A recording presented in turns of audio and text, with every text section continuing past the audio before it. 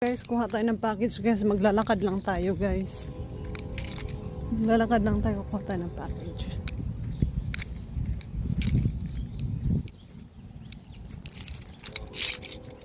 Mabuti na yung maglakad tayo. Ma-exercise tayo. Kahit sige lang ang drive-drive. Bisa malapit lang.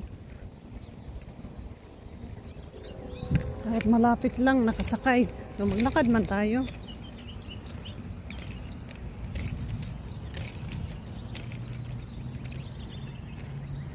Ito po yung ating guys, view. Maganda, quiet dito. Hindi ko alam kung may eskwela pa. Kasi kung walang eskwela, marami sa mga bata dito. Yan guys, malapit na tayo. Parang gusto kong pumunta sa kabilang bahay ngayon. Maghakot ako ng kunti. Kaya mamaya pa naman ang pasok natin gabi. Parang gusto kong maghakot.